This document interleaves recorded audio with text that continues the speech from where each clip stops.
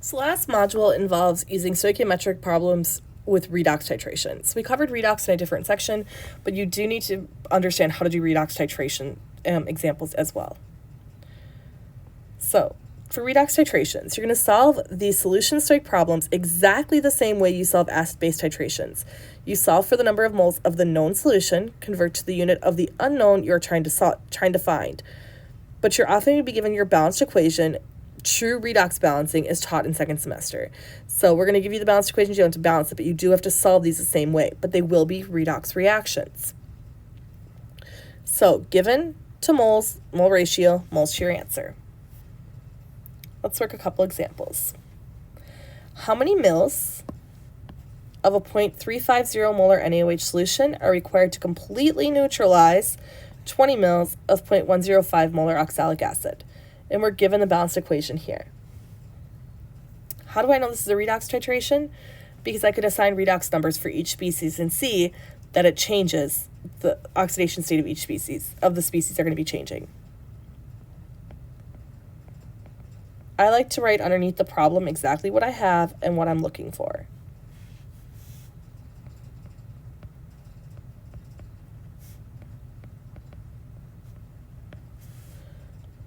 I'm looking for the number of mils of NaOH solution.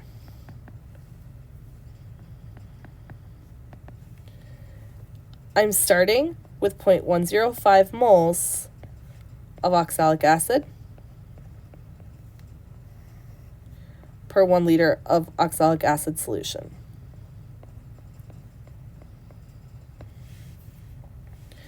I know I'm using 20 milliliters of that solution, which is 0.0200 liters.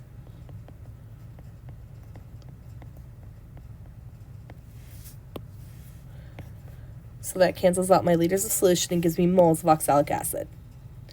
Now, looking at my balanced equation, I see I've got 2 moles of hydroxide reacting with 1 mole of oxalic acid.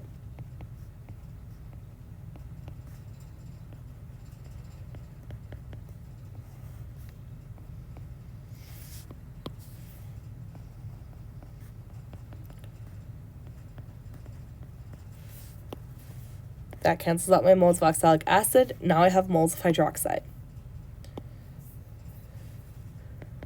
I know that for every 1 liter of NaOH solution I have, I've got 0.350 moles of NaOH. Remember, molarity is a conversion factor. You can list it either direction. So I flipped this over and said per 1 liter, I would have 0.350 moles.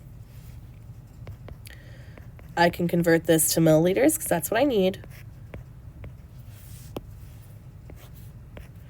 And now when I solve this, I've got the milliliters. It would be 12.0 for sig figs milliliters of the NaOH solution. So if I have a 0.35 molar NaOH solution and I'm trying to neutralize 20 milliliters of 0.105 molar oxalic acid, it will take 12 milliliters of that NaOH solution to do so.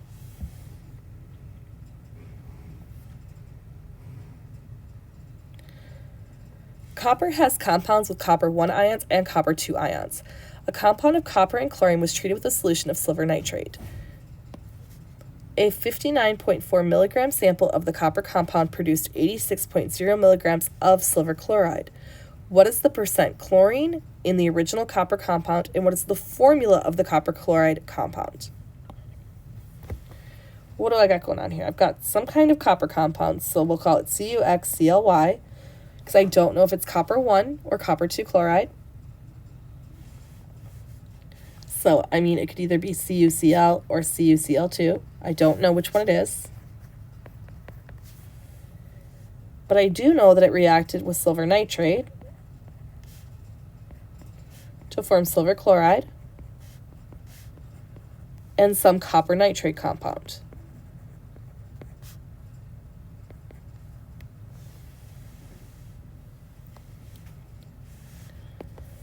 I know that I had 59.40 milligrams of this, and I know that I isolated 86 milligrams of this. 86 milligrams is the same as 0.08600 grams, and 59.4 milligrams is the same as 0.05940 grams.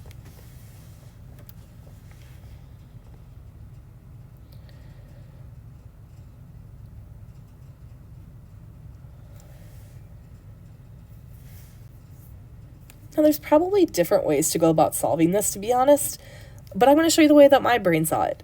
And so if you find a different way that works better for you, that's phenomenal. But the way my brain sees it is I'm going to say, okay, well, I know I have this much silver chloride, so how much of that would have taken to get there? I'm going to convert back to the amount of copper chloride I have, but I'm going to do it for each formula and compare it to the final answer. So let me show you what I mean. I'm going to say, how many grams of CuCl2 would I have if I had isolated 0.08600 grams of silver chloride? Take that 0.08600 grams of silver chloride, convert that to moles of silver chloride. 1 mole of silver chloride weighs 143.35 grams. Now, if I had CuCl2 plus AgNO3, giving me AgCl plus CuNO3 2, I would need to put a 2 in front of here. So I would have times 1 mole CuCl2 to 2 moles of silver chloride. 2 here too, sorry. 2's in all the spots. I need a 2 here and I need a 2 here to balance out all of my pieces. This would get me to moles of copper chloride, and I need that space back. And now I'm going to convert to grams of copper chloride. 134.45 grams of copper chloride, copper 2 chloride specifically, to 1 mole of copper 2 chloride. This would give me 0.04033 grams of copper 2 chloride. That does not match what I have. Let's check the other one just to be safe, though. If I had copper 1 chloride, that would be CuCl plus AgNO3, giving me AgCl plus CuNO3. Notice here, everything's balanced, everything's 1 to 1.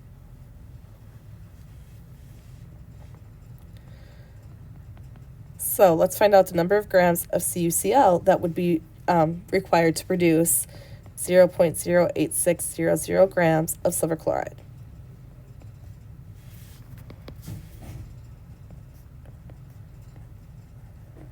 Just like before, I'm going to convert that to moles of silver chloride. Convert out of grams. 143.35 grams of silver chloride for every mole. Now it's a 1-to-1 mole ratio.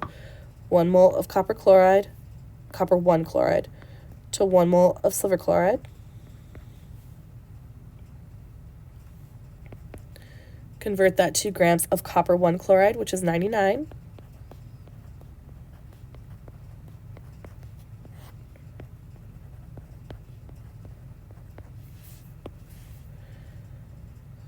I sometimes forget to cross these things out for you guys to see it all.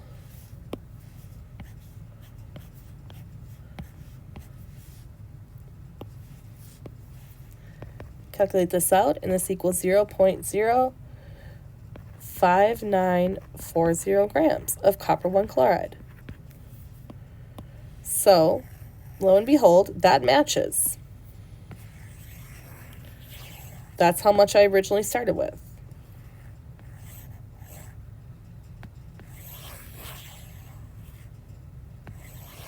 Trying to make room on the slide is not working. But this matches. It matches our original measurement. It doesn't tell me exactly the answer. It tells you part of one answer, but it matches original measurement.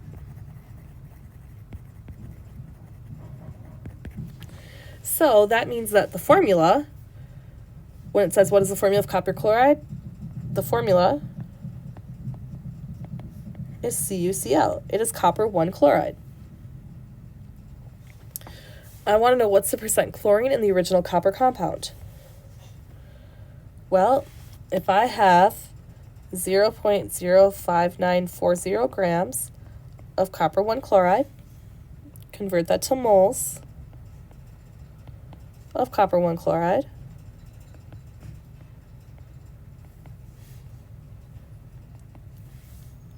Convert that to moles of chloride. I know there's 1 mole of chloride to every 1 mole of copper 1 chloride. Convert that to grams of chloride.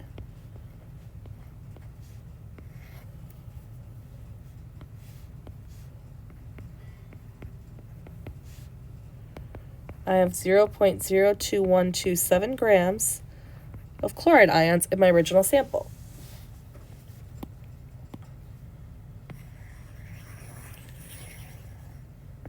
And this is getting quite messy.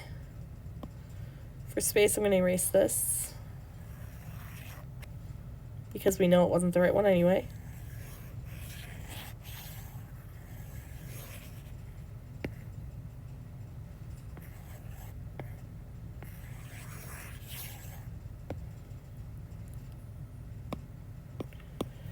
And to find the percent chloride, I have 0.02127 grams of chloride ion in the original sample. The original sample contained 0.05940 grams of chloride, or of copper chloride, copper 1 chloride specifically, times 100% gives me 35.80% chloride. So I know my formula, and I know my percent copper chloride in the sample.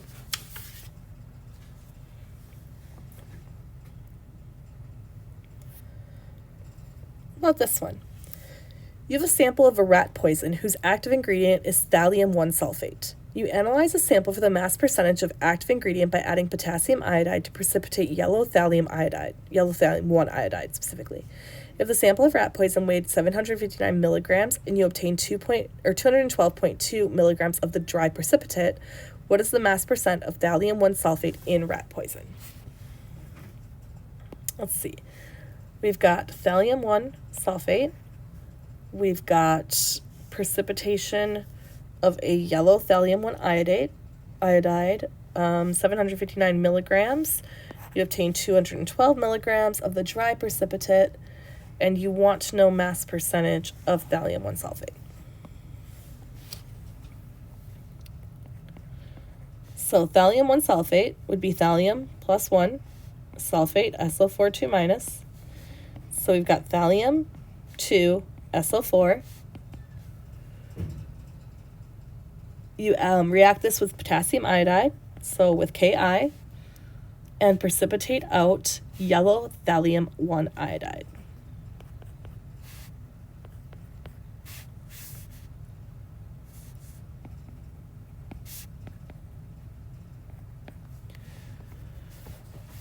Just by the fact that the thallium, I know that the thallium, the iodide react here, then I know that the sulfate reacts with the potassium and forms K2SO4.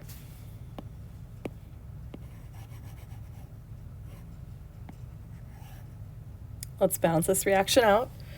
I've got 2 thalliums on my reactant side, so I need 2 thallium on my product side. I now have 1 sulfate on each side. I have 1 potassium on my reactant side, but 2 on my product side, so let's put a 2 here. I know I have 2 iodine on reactant side and 2 iodine on product side, so this is completely balanced.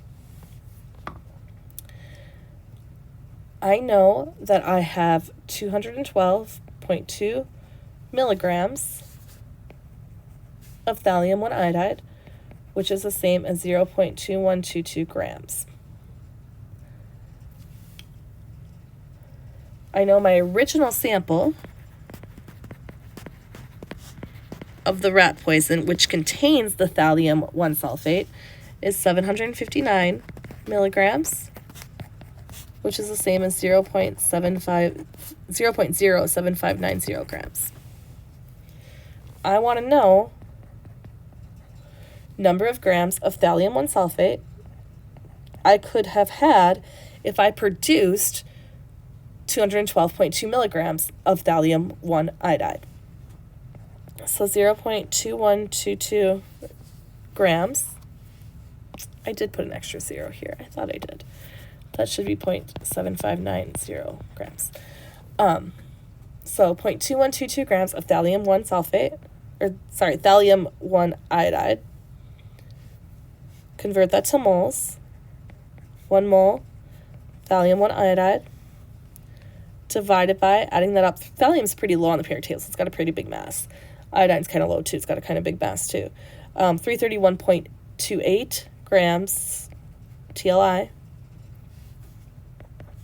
Look at our balanced equation. I'm trying to convert from this species back to this species. So I'm going to say times 1 mole of thallium-1 sulfate to 2 moles of thallium-1 iodide. Again, just to check, this should have a grams here. That's my grams of thallium-1 iodide, my moles of thallium-1 iodide. And add up the molar mass of thallium-1 sulfate. It's pretty big. 504.83 grams thallium-1 sulfate to 1 mole of thallium-1 sulfate.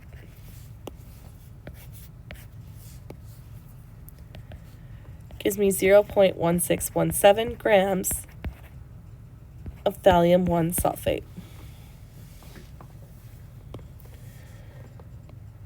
So the percent thallium-1 sulfate in this sample, I've got 0.1617 grams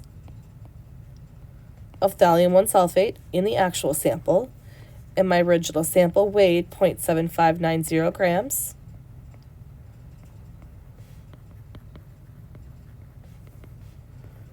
(21.30% thallium-1 sulfate.